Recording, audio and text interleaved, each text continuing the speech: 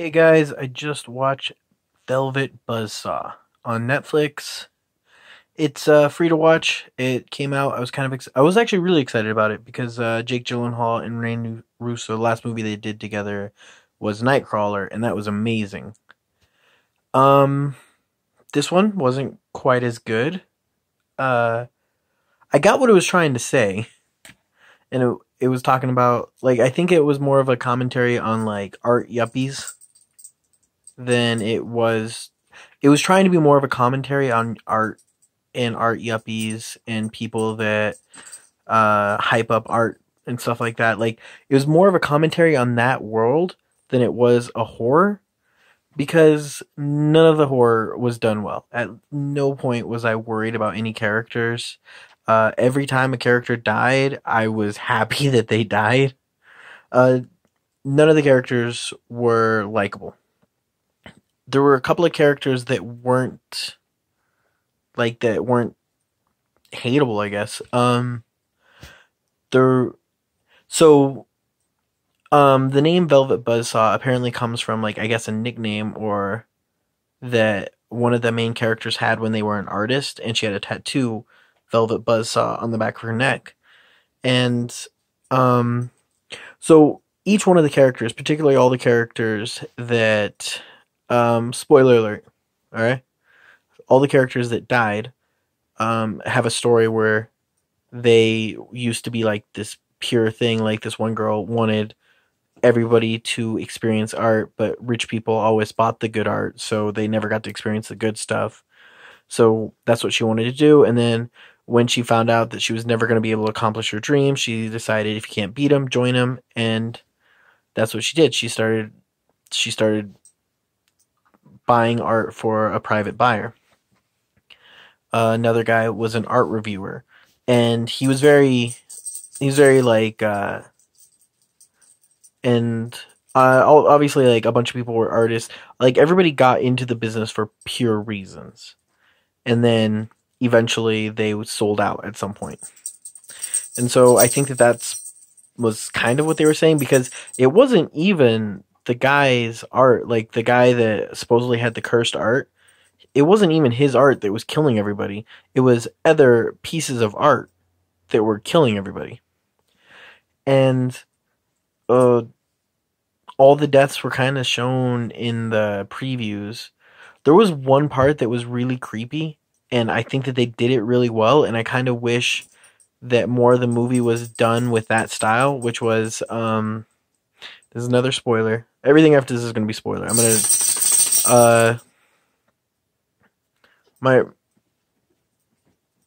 like if I was going to give the movie a letter grade, the letter grade would be a C, C minus. Even though I got what the movie was trying to say, and I kind of agree with what the movie was trying to say, it wasn't very good in the genre that it was trying to be in. It wasn't a very good horror movie, and it was trying to be a horror movie plus giving a commentary on art, I guess. But every character started off as you know, started off as what's the word I'm looking for? I think I just said it, but like everybody started off with pure intentions, and then they sold out.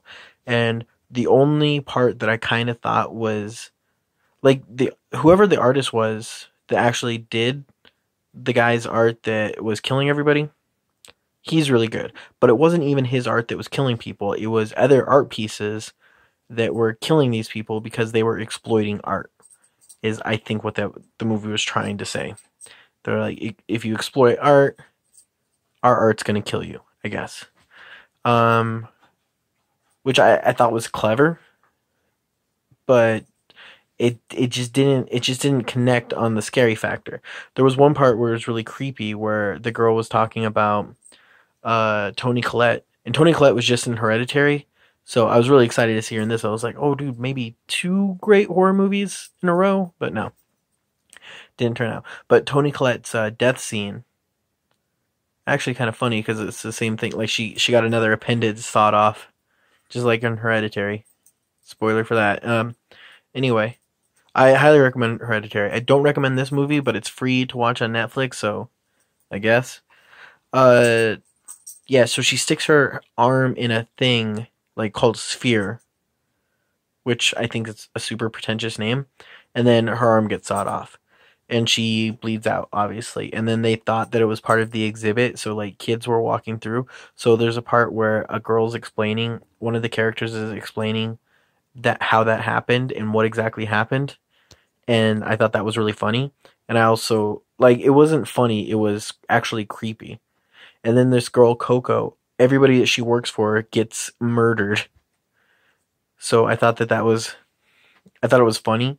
Like I don't know if that was intentionally funny, but at the end, one of the like everybody that she works for gets murdered. So like when characters at the end are getting murdered, she's like, "Are you kidding me?" And I thought that was funny, and it might have been the only emotion that I felt the entire movie because yeah, it was a C minus movie. The acting was fine. Jake Gyllenhaal's good in every role that he has. Rene Russo was good. Um, it just wasn't. Yeah, it just wasn't there. It's probably why it got on Netflix, which is unfortunate. I kind of want top. Netflix actually has had some pretty good movies this year. Roma. I recommend Roma, but yeah.